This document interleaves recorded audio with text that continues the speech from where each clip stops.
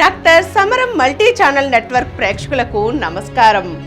సంస్కృతి అనేది సమాజంలోని జీవన విధానం, ఆచార వ్యవహారాలు, కళలు, విలువలు, వ్యవసాయ వ్యాపారాలు, ఆధ్యాత్మిక, లౌకిక, వైజ్ఞానిక, భావోద్వేగ అంశాల మేలు కలయిక.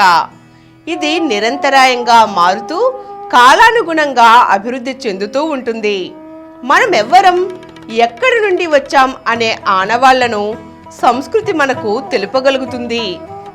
ప్రపంచంలో ఎన్నో జాతులున్నాయి. ప్రతి జాతికి సంస్కృతి ఉంటుంది.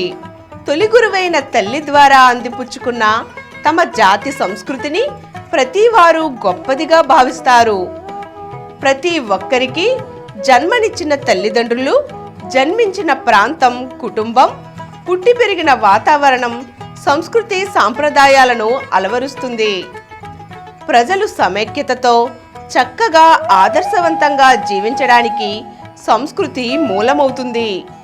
అలాగే తమ సంస్కృతితో పాటు ఇతరుల సంస్కృతులను గౌరవించేలా చేస్తుంది. విభిన్న సంస్కృతి సాంప్రదాయాలను, వారి ఆచార వ్యవహారాలను అర్థం చేసుకొని ఉమ్మడిగా జీవించేలా చేయడం విద్యా, విజ్ఞాన, పాలనా రంగాల వికాసంతోనే సాధ్యం. ప్రకృతిని ప్రేమిస్తూ, రక్షిస్తూ, సత్వాక్పటిమతో, నడవడికతో, సత్సంబంధాలతో సమాజం బలపడడమే నిజమైన నాగరికత. ప్రపంచ దేశాలలో భారతీయ సంస్కృతికి విశిష్టమైన స్థానం ఉంది. భారతీయ సంస్కృతి అతి సనాతనమైనది, ఎంతో చక్కనిది.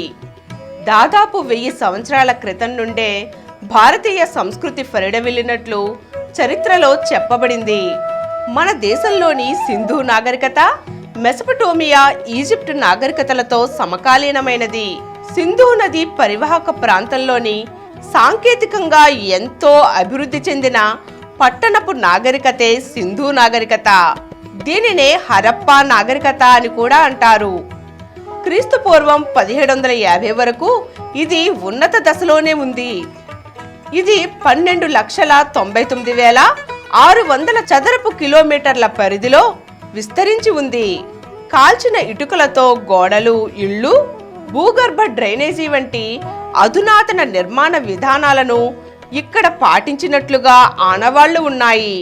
ఇది వ్యవసాయం, వ్యాపారం, కళలో అభివృద్ధి చెందిన విశిష్ట నాగరికతగా గుర్తింపబడింది. ఈ విధంగా భారతదేశం విశిష్టమైన, విభిన్నమైన సంస్కృతిని కలిగి ఉంది. మన దేశ సంస్కృతి వివిధ సంస్కృతుల సమ్మేళనంగా ఉంది. భిన్న మతాల, కులాల, వర్గాల సమిష్టి కలయికతో భిన్నత్వంలో ఏకత్వం అనే ఉత్కృష్ట గుణం మన దేశాన్ని సుభిక్షంగా, సుందరంగా మలిచింది. మన దేశంలో వివిధ భౌగోళిక పరిస్థితులకు, వాతావరణాలకు తగినట్లుగా వస్త్రధారణ, గృహాలు, పండుగలు, ఆహార అలవాట్లు కలిగి ఉండడం మన భారతదేశాన్ని ఉపఖండంగా నిలబెట్టింది. భారతదేశం 138 కోట్లకు పైగా జనాభాను కలిగి ప్రపంచ జనాభాలో 2వ స్థానంలో ఉంది. వైశాల్యంలో 7వ స్థానంలోనూ ఉంది. అతిపెద్ద స్వేచ్ఛాయుత ప్రజాస్వామ్య దేశంగా, అతిపెద్ద లిఖిత రాజ్యాంగంతో భారత ద్వీపకల్పం ఉత్తరాన హిమాలయాలతో, దక్షిణాన హిందూ మహాసముద్రం, పశ్చిమాన అరేబియా, తూర్పున బంగాళాఖాతాలతో, సహజ సిద్ధ సరిహద్దులతో ఎంతో అద్భుతమైన చరిత్ర కలిగి ఉంది. భారతీయ సమాజంలో వైవిధ్యమైన భాగంగా ఉన్న భారతీయ మతాలు, తత్వశాస్త్రం, వంటకాలు వంటి అనేక అంశాలు ప్రపంచవ్యాప్తంగా బలీయమైన ప్రభావం కలిగి ఉన్నాయి. భారతదేశంలో కుటుంబ వ్యవస్థ ఉమ్మడి కుటుంబ వ్యవస్థగా బలమైన సాంప్రదాయం ఉంది. పిల్లలు, వారి సంతానం అంతా కలిసి ఒకే చోట ఉండే ఈ కుటుంబ వ్యవస్థలో అతి పెద్ద వయసు గల మగవారు ఇంటి పెద్దగా వ్యవహరిస్తారు. పిల్లలు పెద్దలు నిర్ణయించిన వివాహాలనే చేసుకుంటారు.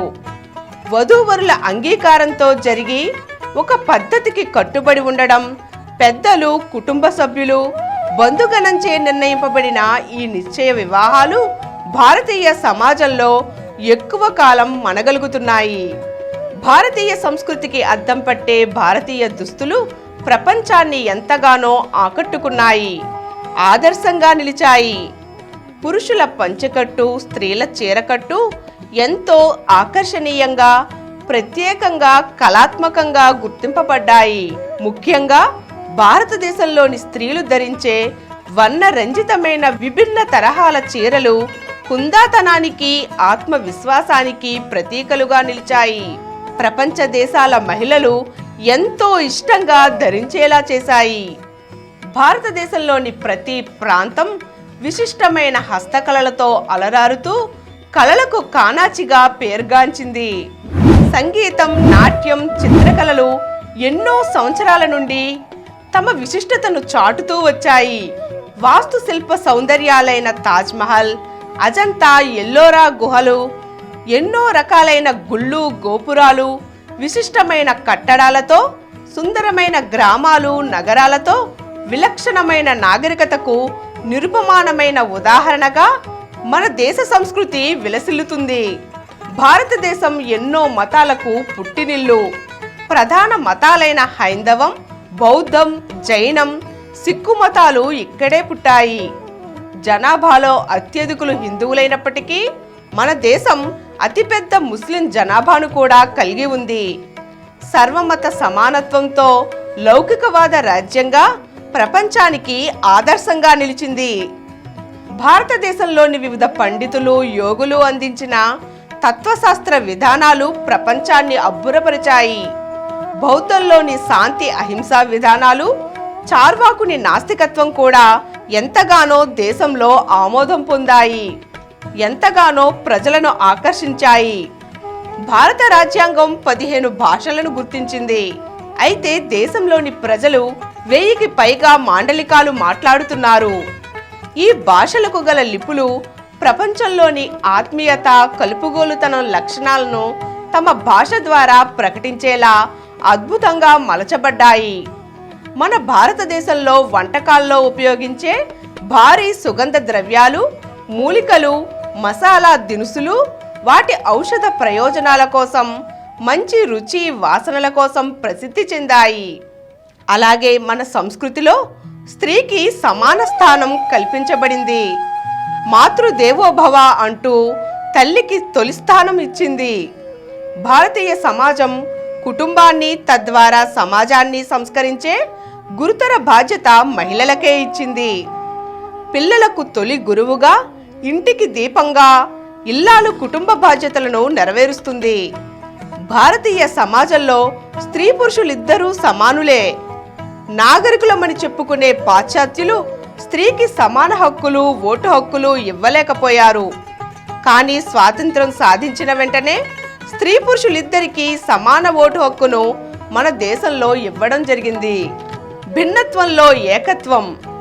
మతాలు, ప్రాంతాలు, సాంప్రదాయాలు వేరైనా భారతీయులందరిది ఒకే సాంస్కృతిక జీవన విధానం. అందున సత్యం, శాంతం, సుందరం అనే మూల తత్వాల ఆధారంగా సమాజంలో సోదర ఐక్యత భావాలు, నీతి నిజాయితీలు బలంగా నాటుకుని ఉన్నాయి. అందువల్లనే మతాలు, ప్రాంతాలు, సాంప్రదాయాలు వేరైనా భారతీయులందరిది ఒకే నడవడిక, ఒకే సాంస్కృతిక జీవన విధానం. ఆ బలీయమైన అంశమే రవి అస్తమించని బ్రిటిష్ సామ్రాజ్యాన్ని గడగడలాడించింది. బ్రిటిష్ వారి నీచ కుతంత్ర పాలనకు దేశమంతా ఏకమై ఎదురు నిలిచి తరిమి తరిమి కొట్టగలిగింది. నేటికి ప్రపంచ దేశాలలో అతి ప్రత్యేకమైన గుర్తింపును, భారతదేశానికి స్వర్ణ కిరీటాన్ని అలంకరింపజేస్తోంది మన సంస్కృతి. ఈ భారతీయాత్మ స్వరూపం అతి సామాన్యం, మానవ సహజం. అలాగే ఎంతో అపురూపం, అత్యున్నతం, ఆదర్శప్రాయం.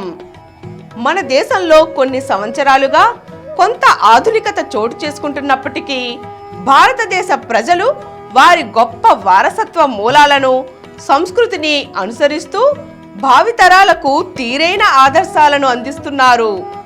విశ్వజనులను సోదరులారా అని సంబోధించి విశ్వ కుటుంబ భావనను ఆచరణలోకి తెచ్చిన వివేకానందుడు సకల సృష్టికి ప్రేమ మంత్రంగా గీతాంజలి వ్రాసిన నోబెల్ బహుమతి గ్రహీత రవీంద్రనాథ్ ఠాగూర్ శాంతి అహింస సత్య మార్గాన్న దేశాన్ని నడిపి ప్రపంచానికి ఉన్నత దిశానిర్దేశం చేసిన దిక్సూచి గాంధీ మహాత్ముడు. చెట్లకు ప్రాణముంటుందని, ప్రేమ ఆదరణ అవి కోరుకుంటాయని నిరూపించిన ప్రేమమూర్తి జగదీష్ చంద్రబోస్. ఆపన్నులందరినీ అమ్మగా ఆదరించిన సేవామూర్తి మదర్ తెరిసా. అమృత గానంతో ప్రపంచాన్ని అలరించిన స్వర సామ్రాజ్ఞి ఎంఎస్ సుబ్బలక్ష్మి. వీరంతా మన మహోన్నత సంస్కృతికి, ఘన వారసత్వానికి నిలువెత్తు నిదర్శనాలు.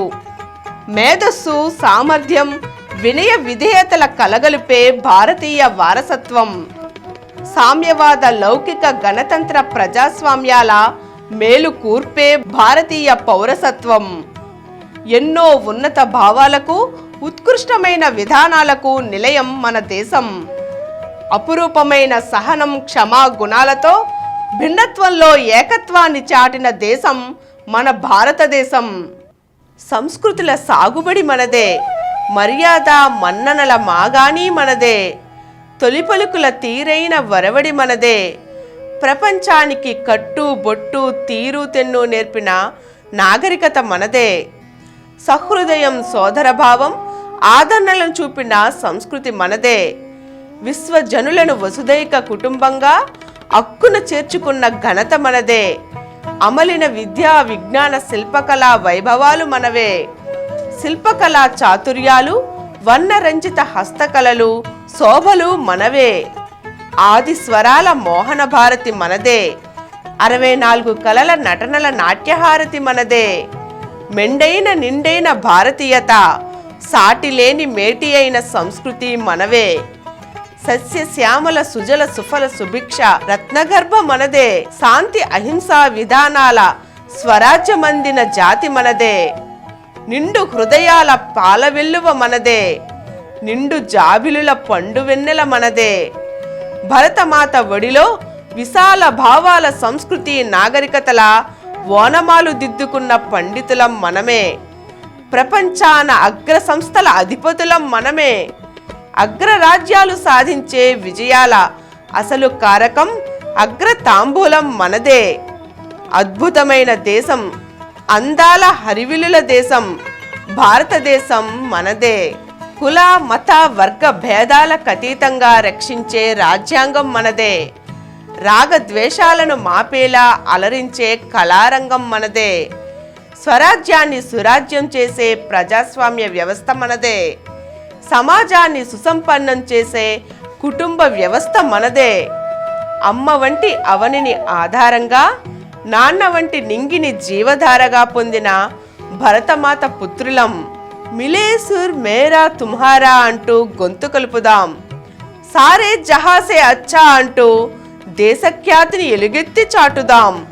సోదర సమైక్యతలే నెత్తురుగా, ఆదరాభిమానాలే సత్తువగా, శాంతి అహింసల స్వదేశాన్ని, సమతా మమతల నివాసాన్ని పొంది ప్రపంచంలో తిరుగులేని చరిత్ర సొంతం చేసుకున్నాం.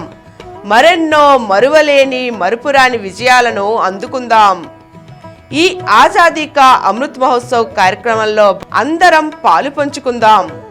స్వర్ణ భారతికి, వజ్ర భారతికే కాదు, సదా ఒకే రీతిన దేశ జెండాకు, జాతీయ గీతానికి గౌరవమిద్దాం. విశ్వమానవ కుటుంబం, సర్వమానవ సమానత్వం సాధిద్దాం. భారతదేశం అతి పురాతన నాగరికత సంస్కృతి గలది. మన సంస్కృతి సువిశాల దృక్పథం, ఉదాత్త ఉన్నత భావాలకు నెలవు. మాతృదేశాన్ని, మాతృభాషను, నేలను, నీటిని, సమస్త ప్రకృతిని ఆరాధించడం మన సంస్కృతిలోని విశిష్టత. భారతీయుల వేషభాషలు, మతాలు, కళలు, సాంప్రదాయాలు వేరువేరైనా మనందరి సాంస్కృతిక జీవన విధానం ఒక్కటే.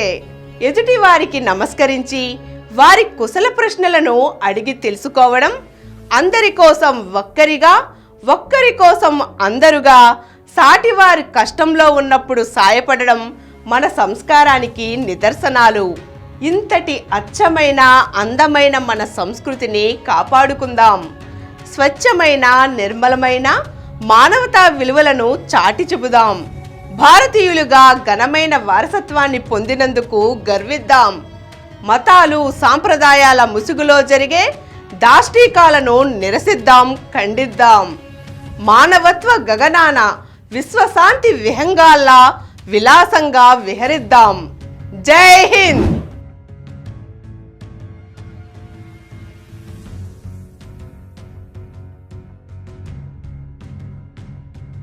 ఈ కార్యక్రమం మీకు ఎంతో నచ్చింది కదా.